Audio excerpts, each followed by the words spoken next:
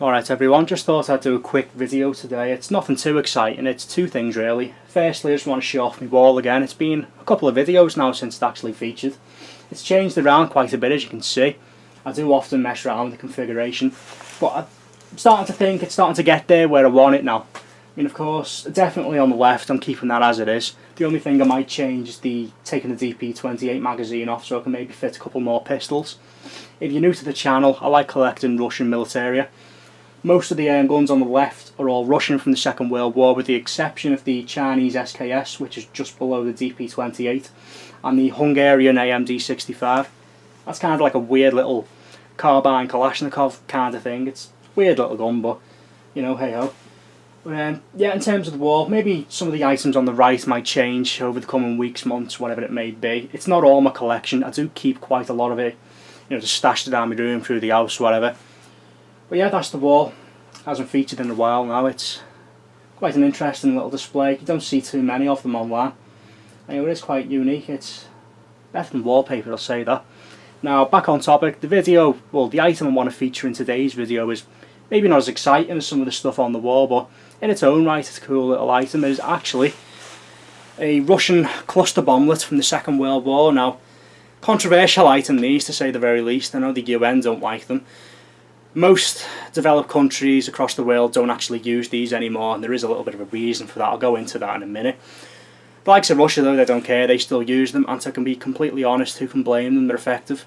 Maybe not the most humane thing in the world, but they get results. Now, cluster bomblets, if you don't know how they work, this is basically just like a quick rundown. They deploy from a larger unit, which will hold about 45 to 50 of them, and then they will scatter over a wide area. The individual bombs themselves are not very accurate, but when you've got about 45 to 50 of them all dropping over an area, you get a carpet bombing effect, and you're more than likely going to hit something.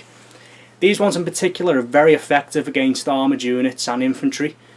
In today's world, maybe not as effective, but especially during the Second World War when these were made, this one in particular, they can penetrate about 60 to 80 millimeters of hardened steel. It doesn't sound like a lot, but even the heaviest German tanks, like the Tiger IIs, they only had about 40 to 50 millimeters of steel on top of the turrets.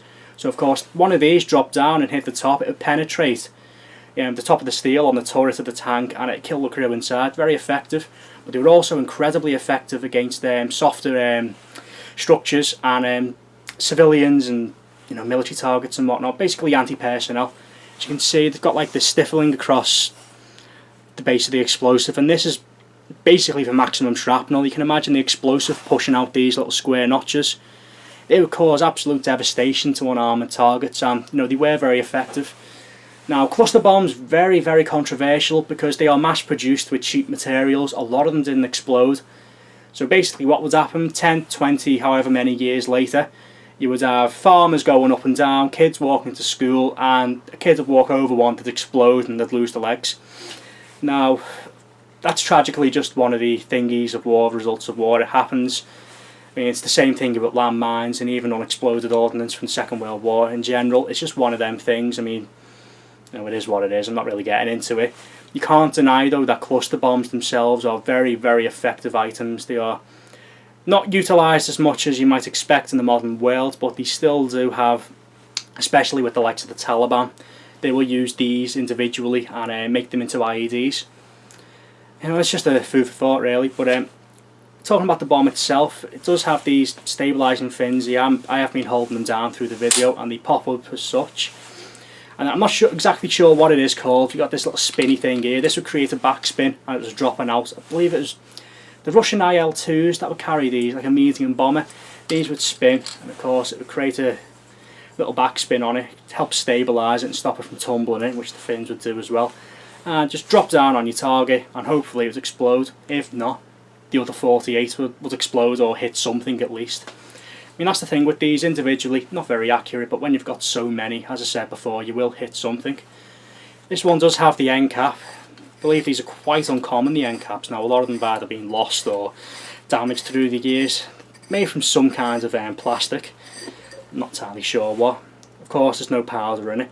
I have to say, considering its age and the fact it was probably made out of lower quality materials, it is in pretty good condition. There is a bit of rust here, but you know, what can you expect? I'm not going to restore it because it would take away some of its originality and some of the story behind it. You do have your Russian text on the front here.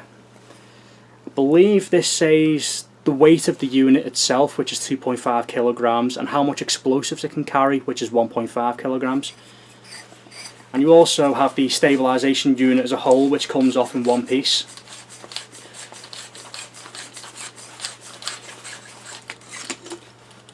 Now, because these strip down so easy, I have heard of people making these into lamps. It's very easy to feed all your wires through, and it'd be a very interesting little display piece if you did that, that's for sure. But for me, I'm just going to be keeping it as it is. I mean, I can't even thread it back together, no. I'm not going to do it all the way. But yeah, as I say, in comparison to some of the stuff on the wall, maybe not as impressive. It's a very inexpensive item. You can get these anywhere from £20 to £40. And if you've got the money for one, I'd recommend picking one up. I mean, they're unique little items, you know, they're cool to look at, and they've got quite a good little story.